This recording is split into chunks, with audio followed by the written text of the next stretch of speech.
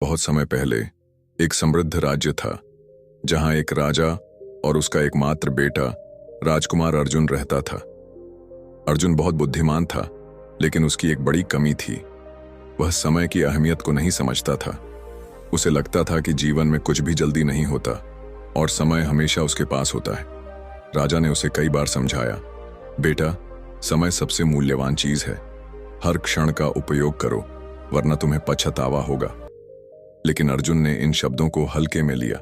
वह खुश रहता, खेलता और कभी गंभीरता से अपने भविष्य के बारे में नहीं सोचता था। एक दिन राज्य में एक रहस्यमयी साधु आया।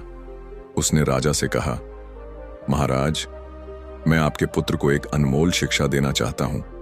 राजा ने उसे अनुमति दी। साधु ने अर्जुन को एक घड़ी दी और कहा, यह घड़ी कोई साधारण घड़ी नहीं है। यह तुम्हारे जीवन का सबसे बड़ा खजाना है। हर घंटे इस घड़ी के माध्यम से तुम्हें एक अमूल्य मोती मिलेगा, लेकिन अगर तुम इसे सही समय पर नहीं उपयोग करोगे तो वह मोती हमेशा के लिए खो जाएगा। अर्जुन ने इसे एक खेल समझा और खुशी खुशी घड़ी को अपने पास रखा। शुरुआत में वह मोतियों को इकट्ठा करता रहा, लेकिन समय के साथ उसने इसे अनदेखा करना शुरू कर दिया।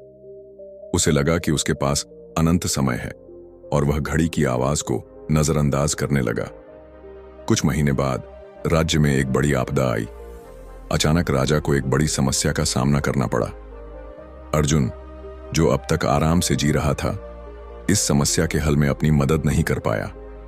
उसे एहसास हुआ कि उसकी लापरवाही और समय की अनदेखी ने उसे और राज्य को संकट में डाल दिया था। जब अर्जुन ने फिर से घड़ी को देखा तो घड़ी ने कहा, तुमने अपनी लापरवाही से समय की कीमत को खो दिया। जो तुमने समय की अहमियत को समझा, वह अब कभी वापस नहीं आएगा। अर्जुन घबराया और तुरंत घड़ी के पास गया। उसने देखा कि घड़ी में एक भी मोती नहीं था। वह बहुत पछताया और साधु के पास जाकर बोला, मुझे अब समझ में आ गया है कि समय की अहमियत क्या है। मैंने इसे बर्बाद कर दिया और अब मुझे उसकी कीमत समझ आ रही है। साधु ने मुस्कुराते हुए कहा, समय वही है जो तुम इसे बनाते हो।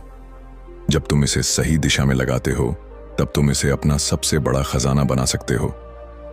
अब तुम समझ चुके हो कि तुम्हारे जीवन में समय कितना महत्वपूर्ण है, और यही सच्ची शिक्षा है। अर्जुन ने अपने पिता से माफी मांगी और कसम खाई कि अब वह समय का सर्वोत्तम उपयोग करेगा। उसने अपने सारे कामों को प्राथमिकता दी और हर क्षण को महत्व दिया। जल्द ही उसने अपने राज्य को एक नई दिशा दी और उसे समृद्धि और शांति मिली।